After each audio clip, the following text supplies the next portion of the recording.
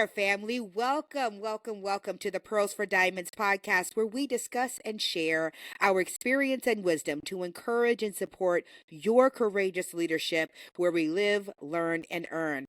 I am your host, Dr. Shelly, and today's episode is continuing our recognition of the amazing and wonderful men that we have in our community. And I am so excited to have my colleague who has quickly become my friend and partner in this work, particularly within his school district as we learn and grow from each other. Every time I am in space with this brother, I learn something. I'm always going to laugh, no matter what. And y'all know I love to laugh. So, um, I want to bring into the space. He is someone I have an immense amount of respect and admiration for. He is the coordinator of African American Family and Community Engagement for the Mount Diablo Unified School District. His heart and love for children knows no bounds, and he is relentless and steadfast in his dedication to achieving equitable outcomes for all children and families. But he really is focused on the work and what happens with our African American students, in particular because of some of the harm and challenges that they have experienced that is unique within our education system. He is a husband, he's a father, he's a pastor, and he's a warrior for doing what is right. Please join me in welcoming Dr. Lamont Francies to the family room. How you doing, Dr. Francis? How you doing, Dr. Holt? Thank you so much. Thank you for the wonderful introduction. Thank you for I am having me. so glad to have you here. As I was thinking about even doing a podcast like this, I knew I could not do this without having someone like you on the show with me at some point because you truly do embody all of the things we've been talking about with being a courageous leader, not just at work, where we've seen and gotten to know one another, but also at home and in your community, understanding that who you are is woven into all these spaces. And so I want to just start out with if you could just share with our listeners your journey to where you are today and what it has meant to you and your family to be a courageous leader. Thank you so much, Dr. Holt. Thank you for having me on the podcast today. My name is Dr. Lamont Ali Francis. I was born in San Francisco, California. I was raised in San Francisco in the Bayview Hunters Point community.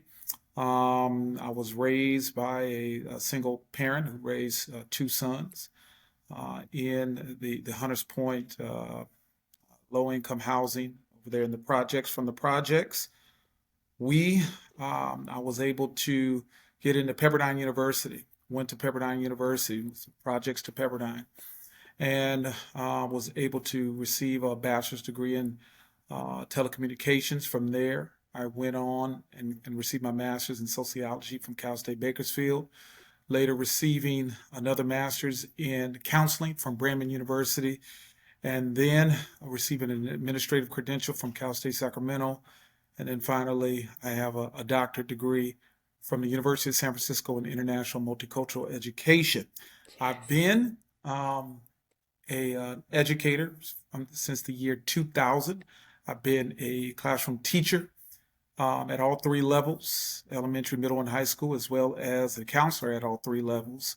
I've been an administrator at the secondary levels, and I'm currently, right now, again, the coordinator of African American Community and Family Engagement for Mount Diablo Unified School District. So that's just a little bit about myself. I'm also a pastor. I've been a full-time pastor since, oh goodness, 2003. So now we're going on 21 years. I have been bivocational, working two jobs. I've been married to the lovely Tiffany Francis for now 17 years. We have five beautiful school-age children, two in high school, one in middle school, and then we have two in elementary school. So we are busy. I am a community activist, social advocate, and an advocate for African American students and families all across East Contra Costa County. So that's a little bit about myself. And that is so great to hear because I mean, just to hear that breadth of experience. And I mean, one of the things that I've really appreciated about you is that you are courageous and unapologetically yourself, no matter what environment you are in. Talk to us a little bit about what that's been like on your journey to be able to just be your authentic self in all these spaces. I can tell you this. Um, to be your authentic self is the only way I know how to be. I think all of us as leaders, if we're honest with ourselves, experience um, an identity crisis at one time in our lives. We're trying to figure out who we are. Um, Leaders are often misfits, as you know. We never fit in. We never fit in. Um, we are often individuals that are always on the margins, trying to figure out who we are, right? We're too hood to be Huxtable, too Huxtable to be hood, don't fit in, too black to be white, too white to be black. We're here and we're in these margins. And I think that's where I was called to leadership, to be an authentic self. And as I developed my passion, I realized my calling. My passion is to see African American students do well in schools, to experience a part of the American dream that we were promised, and to get a piece of this and to have our reparations and to have a piece of this American dream. And so as a result, once I realized my passion, I realized that's the only person I know how to be. All I know how to do is be Dr. Lamont Francies. Now, I can tell you this, to be your authentic self, as you know, it has cost me a lot of jobs. It's cost me positions. It's cost me my reputation. It's cost me contracts. If I took out my tap dancing shoes, I could make a lot of money to go along and get along. But that's not who I am. That's never who I'm going to be. I was called in the tradition of Moses to speak truth to power, to be Hmm. my authentic self. And as I've learned to be my authentic self, everywhere I've gone, God has had his hand on me and placed me where he wanted me to be for such a time as this. And so it has been difficult. There are places I can't go into. There are people that won't talk to me.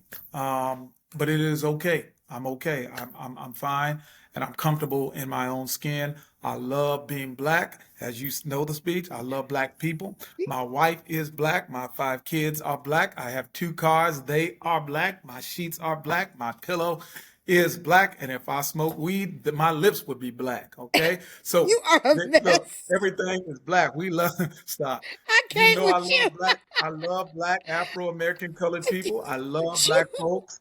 I love us. You know I love I, I love black folks. You gotta love black folks to be in this line of work.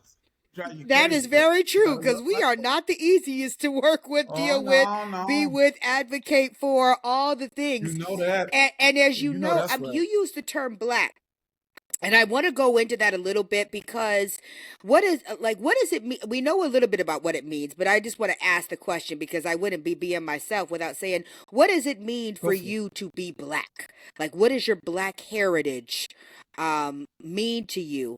And if you can, just kind of touch on the different terms. Like, why do you choose black versus African American or of African descent or other terms that we've been talking about? What does that mean to you? So blackness is more than a skin color. It's an ideology. Speak on it. Speak Uh, on it. okay. So it's a frame of mind. It's a meaning of consciousness, right? Yes. I'm what you call a born again African. Okay. The term African American is a social term that is used, but the term that I prefer is American African because I know which one is the verb and which one is the noun, right? And so African American, I can leave the country of America, but I'm going to be African anywhere I go. So I'm an African living in America, but African is who I am. Blackness is my political ideology, my spiritual ideology, my social ideology. Of course, the term comes from what 1966 Kwame Ture or Stokely Carmichael comes up Mm-hmm. with the term black or black power. That's who I am. I'm unapologetically that. I believe that the Bible and Dr. King preach color coordination, not color blindness. So I'm proud to be black. And I think you can authentically be black. And it's okay. I don't think the celebration of one culture is the denigration of anybody else's culture. I believe God made us all who we are, and it is okay. And I believe diversity is our strength. But I'm proud to be who I am. I don't think I'm any better than anybody else, but we're definitely, as a people, no worse than anybody else as a black person. So and I want others to understand what it means to be black, what it means to be um, a born again African, someone who really thought he knew what it meant to be black. But when I was younger, but I bought into a social structure ideology of blackness, a BET ideology of blackness, a lot of stereotypes and tropes of Mm. what it means to be black, and Yeah. I've rejected that. Right. So when Jesus goes, remember in John chapter 3, and I'm a preacher too, so we got to go to the word. Here we go.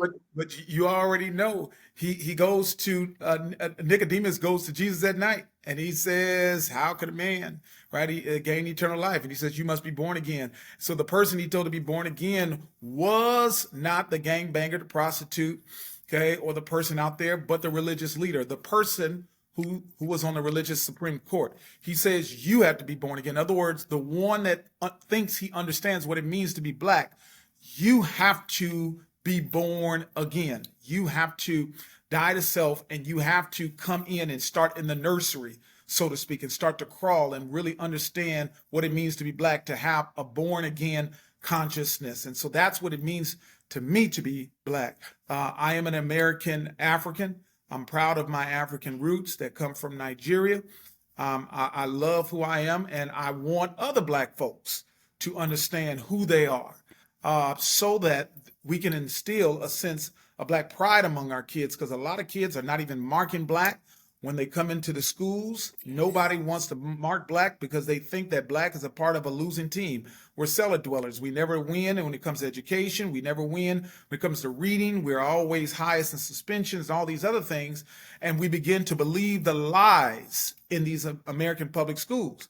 And so what I want to do is reinstill a sense of collective identity, that that's not who we have been throughout history. That's not who we are. And once we realize who we are collectively, we realize we do come from a winning team.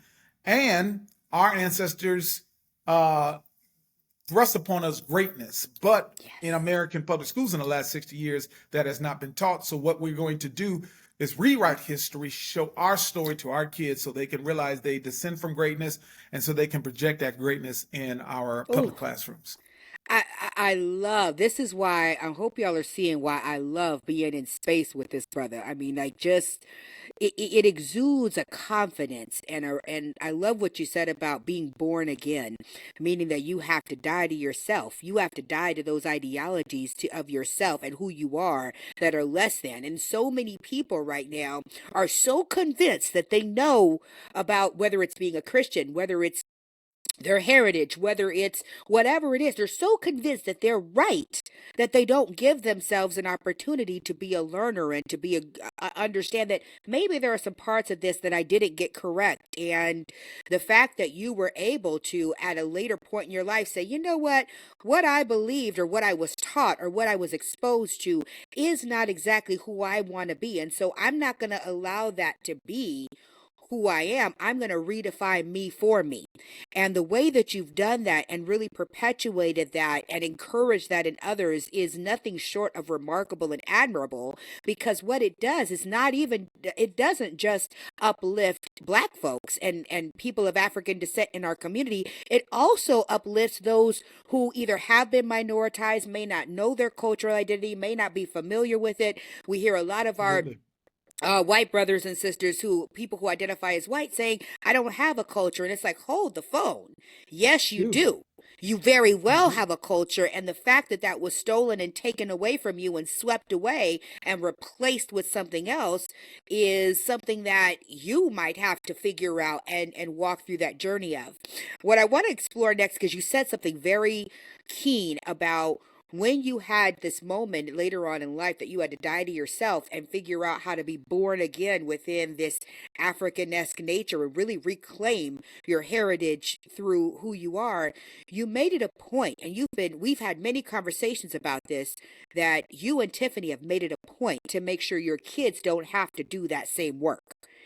Tell me a Yeah, little bit about how you've instilled this pride in being black with your five children and within your household, and with, of course, within the community that you serve on a larger scale within the Northern California area. absolutely. So I was blessed to have five beautiful children, and they all come in different sizes and shades. So I have two daughters that look like Pam and Gina, and I got two sons that look like Kid and Play. Okay, but this is who we are.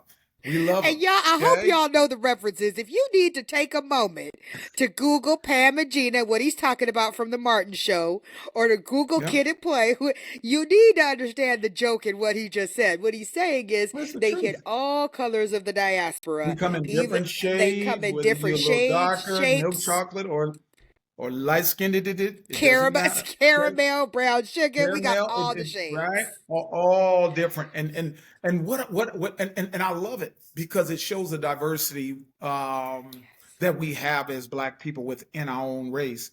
And so the difficulty with our kids and raising them to be Black is because they navigate white spaces.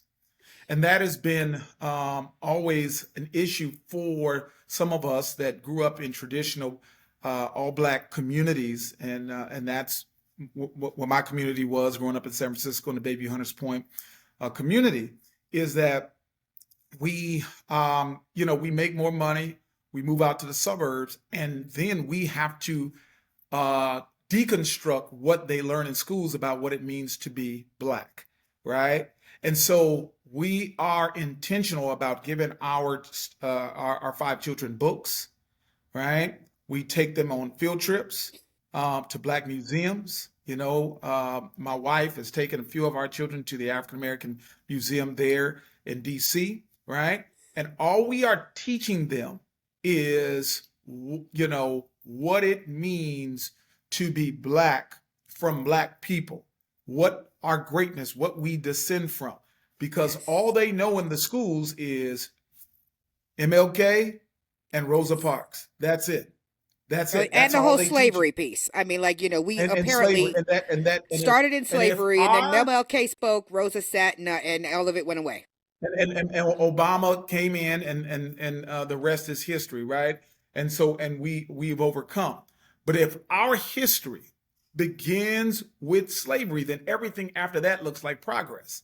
And we know our history did not believe started in Ooh, I 1619. want y'all to And hear so that for a we moment. Pause for a minute, Dr. Francis, because that was okay. powerful. I mean, I want y'all to hear that what he said. If our history begins at slavery, and for many people, the story of black folks in America starts at slavery, then everything forward from that looks like progress. But we don't talk about Absolutely. what was stolen and what was taken. It was interesting. I was on my way here from the grocery store where right before I picked up my son, and I saw these signs that said "Take America Back," and it made me start to think like, well, wait a minute, wasn't it Yeah. taken from people in the first place? From Like, I mean, but we won't go there. I mean, I know I'm starting That's to right. That's poke right. the bear a little bit, but I Okay. cannot underscore that enough, that if a people's story starts from something that was horrific, if you start the Native American story from when the colonizers entered America, if you start the African American story from slavery, if you start the Jewish story from the Holocaust, if you start the gay story with the 1960s, and believing that folks just automatically just, I don't know, hatched out of nowhere and there's no story before that, again, everything looks like progress from there forward. And the problem with a lot of folks is where you start the story. And so I just wanted to Absolutely. underscore that real quick, but please, by all means, keep Absolutely. going, King. No, no, no, no, no. I think you said it. And so all we want to do is reclaim the narrative. You know, history is his story, right? Are we going to tell the perspective of the lion or the hunter?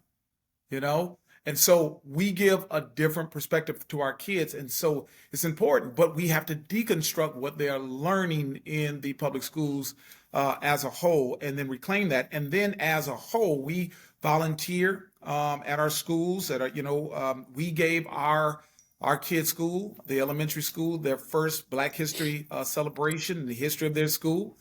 We were able to get over about 125 parents to come out and community members, and we took the kids and we put on our own play. We did that. We also do that in our schools here in the Mount Diablo Unified School District. We put on Black History plays throughout the district. We put on a number of cultural celebrations. We did a district-wide one. As you know, we did our third annual Black Family Night. We are That's headed to our awesome. third annual Black Excellence Awards. You spoke at the second Yes. annual standing room only, about 400 Oh, individuals. it was We beautiful. did these things, and we're celebrating who we are as a people. And what we are finding, as you saw last year, even non-blacks want to see us celebrate us. Yes. They are amazed. They love participating in It that, was and they wonderful. realize that the narrative that they see on TV is not real because they're looking at a bunch of African American students succeed who cannot necessarily throw a ball or dunk a basketball or run down a field, but they're being not celebrated for their physical prowess as was in chattel slavery, but they've been celebrated for the mind, the brain, and what they're Yes. able to do in the classroom. And so we're giving a light to these spectacular students of African descent. We're The excited. fact that and I just got to comment on this really quick because folks, the approach that Dr. Francis and his wife and his family and the communities that we have surrounded ourselves with are taking is not one that is traditionally one that divides. What we're talking about is one that unites through celebration of who you are. And one of the things that he and his team have done is focused on that positive work that's happening and celebrating the positive, reconstructing the narrative, being able to have all communities be able to come out and support black students and blackness, but then also use that as a springboard to explore your own culture and your own cultural background. And many of us don't realize how many people that are immigrants that we are around, immigrants to this country, and whether or not you agree or disagree with immigration is not the point. The fact of the matter is, America is a country of immigrants, and everybody didn't immigrate to this country 200, 300, or in our case, being stolen and brought here over 400 years ago. Some people immigrated 40 days ago or maybe 40 years ago and do not know the history of people of African descent, of blackness, of the Jim Crow eras and the eras where it was illegal for people of African descent or people who were too dark, to be honest, because we haven't really gotten into a conversation about blackness within other cultures. But if you were too dark of a Native American, if you were too dark of a Latin American, or too dark of a Spaniard, or too dark of a Portuguese person, or even too dark of an Italian or an Irish person, or people from the continent of Asia, then that was being dark in any of those cultures has always been seen as something to be shunned. You are less than those that are light. And so this concept of blackness does not just hit in African American or black culture, it is something that is universal. And so celebrating blackness and being able to celebrate people of African descent is a step towards people being able to face some of their own challenges with celebrating their own culture, and it's an opportunity for people who don't know the story to actually get a glimpse into the story from the African American or the Black perspective. And so I want you to take a moment because you work in a highly immigrant community. where you are also combating anti-Blackness within. We have a lot of Arabic speaking people that have come into the Mount Diablo community, a lot of Spanish speaking people who don't know the history. And I'm going to delve into it. They may take on aspects of Black culture, some of which have included the kind of overuse and I would say in some cases the ignorant and um, reckless use of racial slurs, including the N word. And Yes, you ma'am. have really done some serious work in the community to help people understand, one, the history of that word, even if you don't understand the history of this country, through understanding the history of Black people, you can start to Yes, ma'am. understand how horrific that word is and why it shouldn't be used by anyone, but especially with our immigrant populations who may not know and they're coming just trying to get in where they fit in and not even realizing how disrespectful they are being and that they're raising and allowing their children to be by the use of that word. Absolutely. Can you speak a little bit about that in your journey towards uplifting and celebrating Blackness? Definitely. As I've mentioned before, anti-blackness is not just something that you see in white communities. Anti-blackness is not something you just see among other minoritized communities. There are a number of individuals. There are all kind of other ethnic minorities that can be anti-black, and then you also see a level of anti-blackness among black people. Okay, so in my work in this district, we've seen, especially with this political climate, this high political climate, where we see presidential candidates are able to say things without repercussions. We're seeing the rise of a number of racial slurs in our public schools.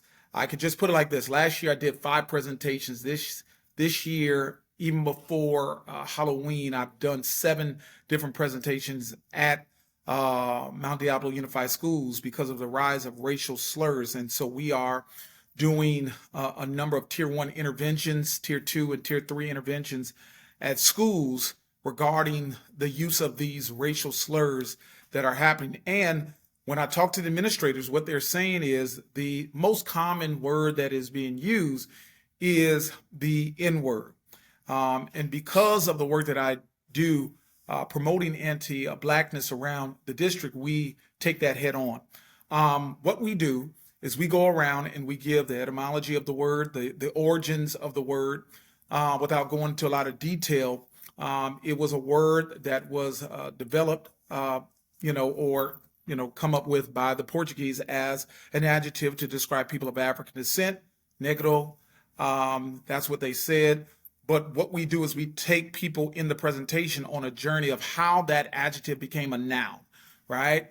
And it goes from being a descriptive word to a word that describes a person or a caricature of what they wanted people of African descent to be, right? And so it goes along to describe a stereotype of who they thought people of African descent were: lazy, illiterate, chasing pleasure at all costs, right? All of these various stereotypes is what the N word. And so the N word is the greatest creation of white supremacy because the N word will always work against his own progress. And so that word is now more of an idea, right? That has been slapped upon people of African descent to dehumanize us and to demean us, right? And so this word is toxic because I call it the atomic bomb of all racial slurs, because the N word is not even used just to describe black people or people of African descent. It is used all throughout the world, right? So the Arabs are called the N words of the Middle East. The Irish were called the N words of Europe, right? So anytime you wanted to terrorize any group of people or to dehumanize them, you just slap the N word on them. The problem with that word is it has been co-opted and commercialized for commercial use globally. The greatest export in the United States is our culture. And so what we are seeing is the globalization of this word. You can go to Australia, you can go to China, you can go to Japan and Russia. They are saying the N word because they are quoting a lot of our hip hop rap lyrics. And the individuals that are making the real money off the commercializing of this word are not black people, right? They're not black people who are owning these billion-dollar record industry companies. And no, and then when I tell black people, there are no other group of people that will allow their racial slurs to be co-opted globally for mass consumption to make somebody rich. And the real people that are making the money are not, Not the Snoop Dogg is artists. not Kendrick There's Lamar. It's a white man or woman you know nothing about that is racking in all of the dough, right? So now, because it has become a part of, and we've in our lifetime, because we're a little older now, Dr. Hope, in our lifetime, we've seen rap music that was a music that was on the margins to now all of a sudden we're seeing Snoop Dogg a part of Americana, right? We're starting to see rappers and people in hip hop that were on the margins of society become now a part of the mainstream culture, right? And yes. things that we probably never thought we would see in our lifetime. As a result, their music is becoming more culturally accepted, and you're starting to see, individuals use this word without understanding the roots of it and not understanding what they're saying. Now, the consequences for saying these words are tremendous. And so what we do is we go around and educate students about the uses of this word. They wanted to ban this word in the district several years ago. And I was one of the individuals who said no. They want to ban it and I say penalize those. When I say ban it, they wanted to penalize and suspend any kid that used the N word in this district. And I was one that said no. Why? Because who was going to get suspended more than anybody else for using the word? Our Black kids. students, Of right? course. And we're already 3 times as likely to get suspended than our white counterparts. So that would have drove the numbers up through the roof, right? And so what we do is we not only educate people about the word, but we tell them the uses of that word is that there's an interracial conversation, there's an intra-racial conversation, right? It is not simple as black and white, no pun intended, but we have to talk about the complexities of this word, how this word is used, relationship, context is key, and how this word is being used. Now, we tell African American students, please do not use that word on school campuses because you give other people a reason to say it. What we saw on these school campuses, a lot of students were giving out what they call the N-word pass, and these things were happening. And a lot of them said they were doing it because they feel bullied into doing it. And we're saying you don't have a right to give the N-word pass. One, it does not exist. And your non-black friends don't have a right to accept it because it does not exist. And as an African American or American African, you have no right to give anybody a reason to denigrate your ancestors. You don't have a right. And so we said, no, no, no. They won't do it, and you should not do it just to fit in. Okay. So we did that, but a lot of administrators want to punish, and they want to suspend anytime they hear the word. So that's the easy part. Send them home so they can learn how to say it more. The harder part is to educate. And the better part is to educate, make them read, make them write. So anytime they say that word, they say, I'm tired of writing. I'm tired of doing this. Right? It ain't even worth it anymore. Educate them. Let me Educate ask you a them question. Do you on think the roots of that this the word. Yes, reason? ma'am. No, no, no. Because I'm right with you. And what we find oftentimes is that when we say you need to educate, how often do you find that the educators themselves do not know how to educate on this term and the history of this term, and that being the challenge? Do you find They that don't. often? Yes, absolutely. And many of our teachers do not know the etymology of the word. They do not know the roots of the word. They don't understand it. And we tend to stigmatize anything we don't understand. And so, because they don't have the capacity to deal with it, they push it off to administration, and administration then comes to me. And so, my job is to go build capacity within the staff so that Mm, I know you have a pacing guide and I know you have to get through the lesson, but there are times you have to have what we call those SEL moments, social emotional learning. Stop the lesson for 10 minutes, get into a circle, said, we just heard a word and we need to talk about it and we need to address it right here in the classroom. but a lot of Exactly. teachers don't feel confident. So what we're going to do, and we're going around and we are doing professional developments for these teachers so they have Yes. the tools to know how to navigate There you go. around these difficult conversations. And I think that that's the piece where um, your administration, your district level administration, is absolutely brilliant to have someone like you on board that is unapologetically and willing to walk people through, because that's a very scary. First of all, it's scary as a teacher to say I don't know, because we are in a profession where we are paid and expected to know all, and the truth of the matter is we don't know all.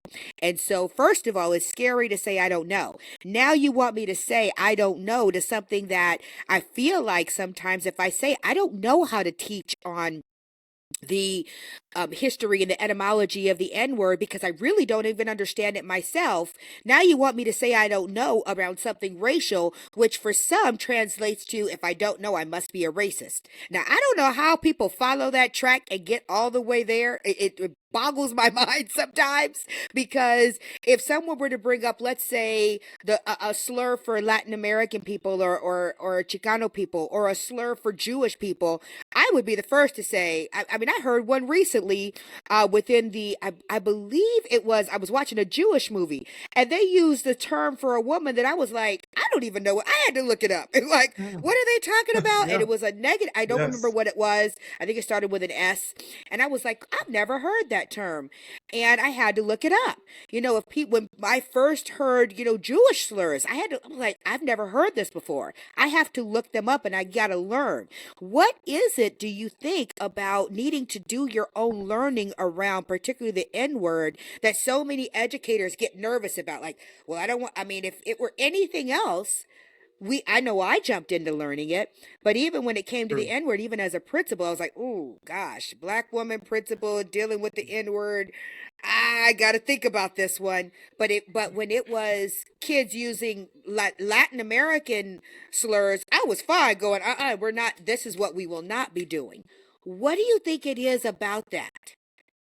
It's this is just my hypothesis. I believe that because of white fragility, which is the inability to tolerate racial stress, many educators stay away from that third rail called race. We don't like talking about it, right? We don't like talking Mm, about it. And Dr. Candy says in his book, How to Be an Anti-Racist, the heartbeat of racism is denial, right? And so because you yes, he deny does. it, you allow the underwater systems that I learned from somebody, Dr. Hope, right? Dr. Hope, right? You learn from those systems. I got my Bible, I got my word, Right, right? that one, and the But water you systems change. We talk your about water systemic systems will change. We change. got to do it. You swim in it and not even know that you're underwater, right? It becomes the air you breathe. It is the culture. We don't deal with race. We don't talk about race.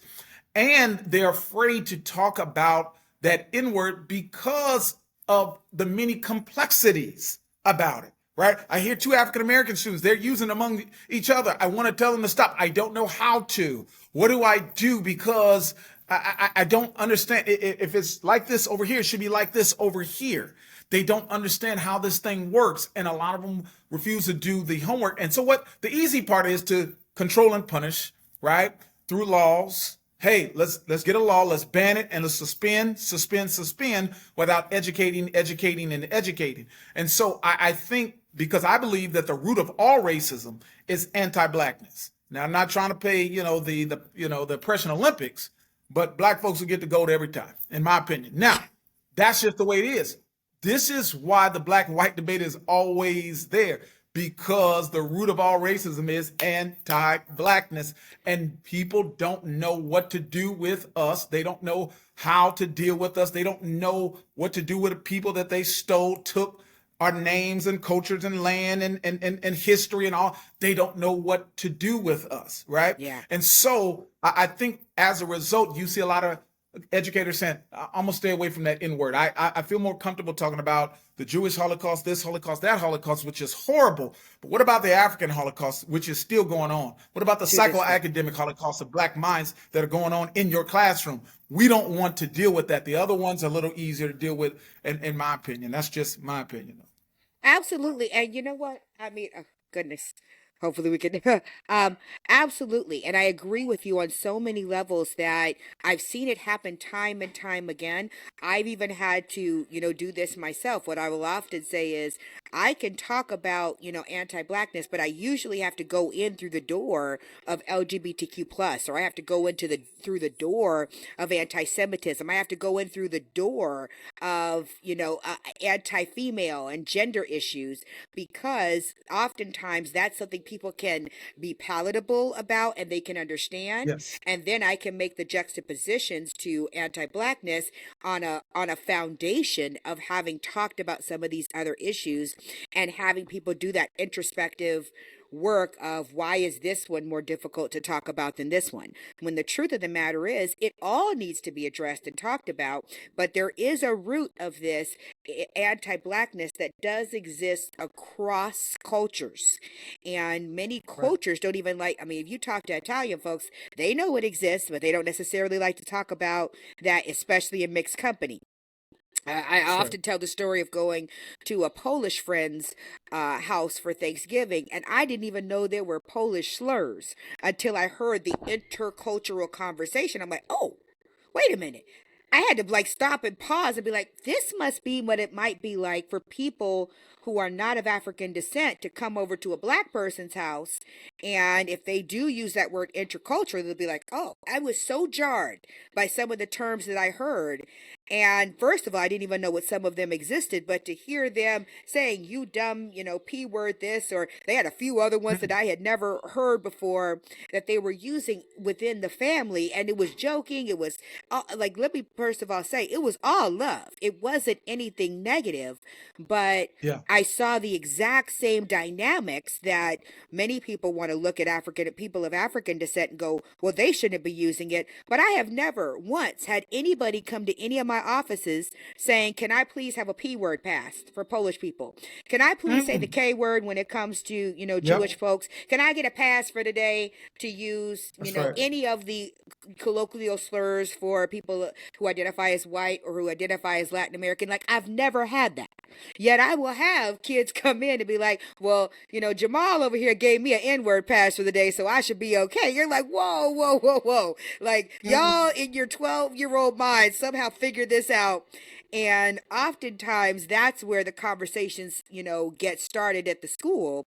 And while I don't want to belabor this because this could become a whole nother show, this is Oh, part of yes, it your is. why when it comes to addressing and being unapologetic about dealing with anti-blackness at school, at home, and in the community, because it needs to be something that we become comfortable with, at least as family leaders and as courageous leaders, with addressing our Sure. challenges for that we have internally, so that we're not those folks that say, oh, I can't deal with this, I can't address this, I'm not sure I know how, I'm afraid to be Right. called X, Y, and Z. And so I cannot thank you enough, because you've given a whole sermon and explanation for so many things. And if our listeners would like, we can definitely, I look forward to your comments on this episode, because we could definitely continue this conversation, Dr. Francis and I. This is what we love to do, is to talk about this and educate. But a big piece of that is going to be, if we're going to eliminate and truly allow this word to die, like we had the funeral for the N word years ago, if we want it to Right. die, it's going to have to come through education. It is not something we can policy our way through. It is not something that we can punish our way through. In fact, that's the worst way to approach this word. And we have to face the fact that oftentimes it is people who are either of non black or are of immigrant descent that are using this term. And I want us to just pause for a moment as adults and realize a lot of these babies are coming into our space and they just don't know the history. And even when they do know, it takes them a moment to understand how thick and deep it really runs, and then to start to understand the dynamics of intercultural, intracultural Yeah. conversations, and why in some communities with black folks are using it with black folks, it's very similar to when I go to my Latin American friends' houses and I hear all kinds of racial slurs, and I'm going, wait a minute. So how is it okay for y'all and now all of a sudden, wait a minute, this happens in all cultures. Toxic Let's figure relationships. this out and start to have those conversations. So I cannot thank you enough for illuminating that. Last question before we go to our final word. You are a husband, a father, a businessman, a pastor. How do you balance your leadership and who you are in the workplace versus who you are in the church versus who you are at home and in the community? How do you balance all these people that you need to be? That's a very deep question. I've been bivocational for the last 20 plus years of my life. And I've had to wear a number of hats. I've had to be a pastor. Pastor is who I am. That is my ultimate calling. I'm not a worker who preaches. I'm a preacher who works. And so education is how I make my tents. And I have to balance being uh, pastor, full-time pastor, senior pastor, with being an administrator in the schools and an educator, and then also being a father, so fatherhood and husbandhood. I'm not going to say I'm the best out of all, but here's how I do balance it. I learn the power of no. And I've recently learned the power of no, how to Yes. say no to certain things so I can say yes to other things.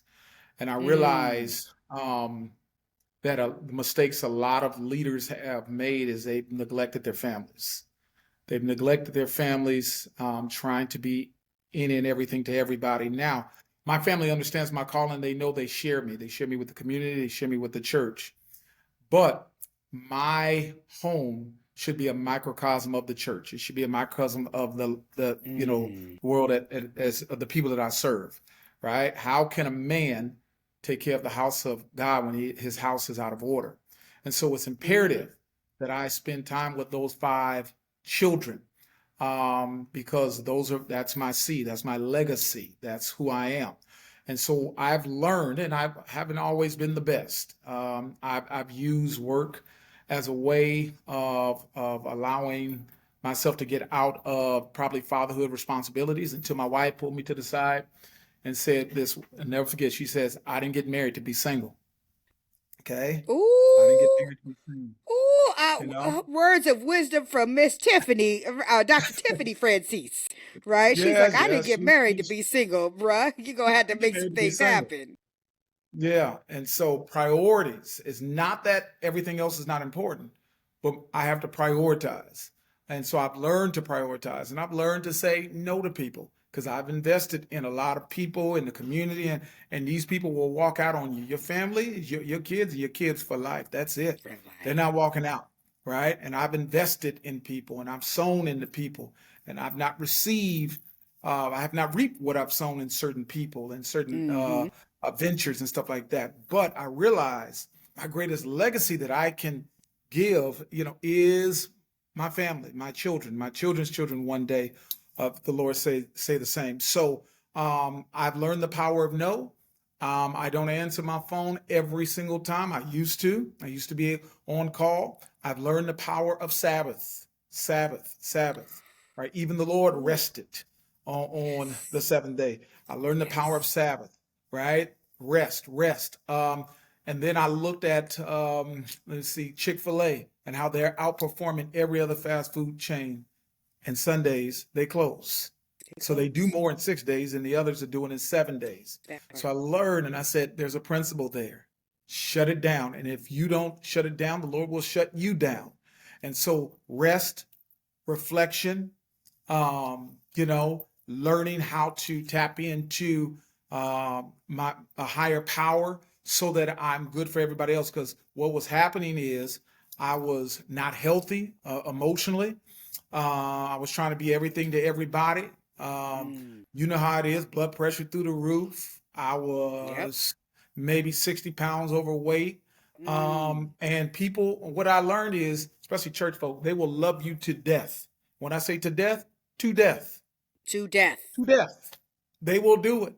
And the They will same do it thing and with eat school fried folks. chicken So and you're in macaroni two at your two funeral. arenas that will love you to death. Because school Yes. folks will love you to death. We know Schools many. and what I found were a lot of administrators were physically and emotionally unhealthy. And I said, Yes. "Oh no, no, no, no, no, no." And they will find a new pastor and a new principal the next day. They They will will. have your job posted before your body is cold. I keep That's trying to it. They remind they folks will. they will They have that will. job posted. And with that, I said, you know what? Let me take care of me. Let me take. So I've learned to say no. I can't go to every meeting. I can't attend every rally. I can't be there. Has it cost me? Yeah, but it's okay. But I love what I go home to. I go home to a beautiful wife and 5 beautiful children that the Lord has blessed me to have, and I spend time investing in them, and I try to spend more time investing in them because you blink and they'll be gone. They'll be gone. And so I Oh my learned to put gosh. first things first, Mm. right? You understand Right. that? I So mean, that that's family first, and it has to be something yeah, you walk, not just something you talk about. yeah, And yeah. And so I could that's it. say, I made the money, but I was trying to substitute presence for presence. That makes sense. yes, And yes, I and that and it doesn't it don't it work doesn't that way. work. But without growing up with a father in my home, that was the easy route. It was easy, right? So my mistress became the church. My mistress Mm. became my job. And oh, I had a long affair with my Right. job and the church. You know what? It Long almost affair. killed. And We've so my talked wife about said, this. My love affair we did almost not killed listen, me, listen. and almost killed my baby too. So, honey, we right, and she was not having Yep. it. She was Nope. not having it. Last thing, Nope. this is a question that the last question I asked each of our guests. I know you've already given us so many pearls for wisdom for each of our diamonds in the rough that are listening, and myself. I always feel like I'm rejuvenated after talking to you. Any last one like lingering, like, hey, I want to make sure folks remember this, either about, balancing or even about their approach to anti-blackness. I can imagine there are some educators that are listening going, I'm that one that's a little bit scared to address this issue. I'm that one that, I'm hoping that the administration does something about it versus me having to do something about it. What pearls for wisdom would you like to share with our listeners who may still be wrestling with their own approach to either anti blackness or to balancing? What would you have for them? All organizations want to grow, few want to change. If if you want to get something you've never had, you got to do something you've never done. And that means you have to step out of your comfort zone. Because if you knew what your comfort zone was doing to you, you'd run from it like the plague, right? So we have to be comfortable with being uncomfortable. And we have to touch that third rail called race. Again, as I said earlier, Dr. King did not stress color blindness, but color coordination and how we can be authentically ourselves, yet fit into this American narrative that we have, right? Yes. And so as a result, I think it's imperative that we get out of the land of the familiar. Oftentimes they say the enemy of faith is fear, but I disagree. I do not believe that the enemy of faith is fear. I believe the enemy of faith is familiarity, right? Mm. Once we get in the land of familiar, we don't want to go anywhere. Abraham was called out of the land of familiarity when he left Babylon and he went to a land he had never been to, and that was a journey of faith. And so we get a vision about what we want our schools to look like, our homes and our communities to look like. But you have to know, especially when you're in leadership, that God gives us visions, but visions always arise out of crisis. So you have to see the crisis because what he will do is give you a vision of the palace, but he'll never show you the pit or the prison because he has to leave room for faith. And so this leadership journey is a faith wall. And faith Mm. is still the substance of things hoped for, the evidence of things not seen. Okay. And so faith is how we move. Faith is how we get from one dimension to the next dimension. And so my leadership journey is one of faith. And lastly, I'll say this as we talk about diamonds, we talk about pearls. Pearls are born, we know, through adversity. Pearls are born through adversity, right? And so remember, Jesus gave a parable about a parable. I mean, about a pearl. He gave a parable about a pearl. And he talked about a pearl of a great, great price, and how this merchant wanted the pearl so bad, but he got the pearl, but he hid it in the field. But in order to have access to the pearl, he had to buy the field. He bought the field. He bought that field in order to secure this precious, precious pearl, right? And so as we drop these pearls of wisdom to everybody on this podcast, and if you see a pearl that you believe is very precious, know that you have to buy the field. In other words, you have to do the pre-work. You can't learn the tricks of the trade without learning the trade. You have to go through the process. And what we Yes. hate is process. We want product, but we hate process. We That like the part. product. The product is the hot dog, the hot link. But if you saw the process, you'll see it's pretty ugly. Okay, so we don't like. But I believe that we learn about process from God. He could have created the world in one day, but he did it in six to teach us about process. Yes. Never hate on the process. Okay. And it is through that process that we eventually will learn to love the product. And the product is the world that we want to live in, the world that we want our children and our children's children to live in. So, with that said, I will say peace to those who are willing to fight for it. And I would say thank you again for having me. I hope and pray that something was learned on this podcast, that we can Absolutely. all do something better for each other, and find a way to come together as a community and a society to make this world into a better place for our children, our children's children. Thank you so much. That is so true, and I couldn't have said it better myself, Dr. Francis. I mean, y'all, I am lucky. I get to work with him all the time, and we get to work and change minds, as he likes to say. What am I Al Sharpton, or am I? Which one am I? Well, no, well, yeah, you know Jesse what? Jackson or You Al can be Sharpton? Which one am I? Jesse Jackson again. When we come in, I said we're Al and Jesse, and now we got to add a Ben Crump because We that's who do. they said now. But anytime you get in trouble, I said you don't want to deal with us because Al and Jesse, we're coming. We're We're coming. coming. We're coming to And your the thing is, we school. come in love. We come in Yeah, grace. We yeah. It's come with an always in educational love, spirit. But sometimes, that education don't feel too good. That process you're talking about, that's what we but end we up coming to helping save people our through. people. But we coming. Yeah, We're no. And so coming. we have our book Yep. on leadership. We have this that you do so Yep. well. We Well, live by it, we got to. right? We've got to. And We we got to build support capacity, people and through that's what we're this. doing. Yes. Absolutely, absolutely. And I am so honored and blessed that I get to partner with you and the other members of your team. The folks in Mount Diablo are absolutely amazing. And trust and believe, if you are in the Mount Diablo community, please know that your folks are doing the work. And the work is going to take time, it's going to take a lot of effort. But the beautiful thing that I see at the schools and the district levels that we're working at is people want to know. They want to learn. They want to do better. Folks are putting those feelings aside and saying, hey, teach me. And what we do is create safe spaces for brave action so that people can actually do this work without feeling shame, blame, and victimization. That's something neither of us believes in, but we know that you got to build this sense of urgency. You've got to be able to build your skill sets. You've got to decrease that fear that you have of these terms and figuring out where you sit with all this if we are truly going to educate our way out of it. Please join me, folks, in thanking our amazing guest, Dr. Lamont Francies from Mount Diablo Unified School District, for being here on our Pearls for Diamonds podcast.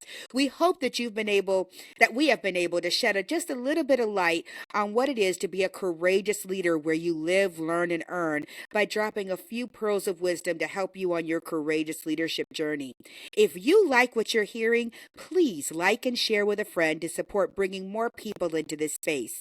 If you need more tailored or individualized support for your school, your district, or your community group or business, or if you need a keynote speaker for your next big event, please visit our website at www.leadershiplegacyconsulting.com to schedule a discovery call with myself and my team. We would be happy to assist you.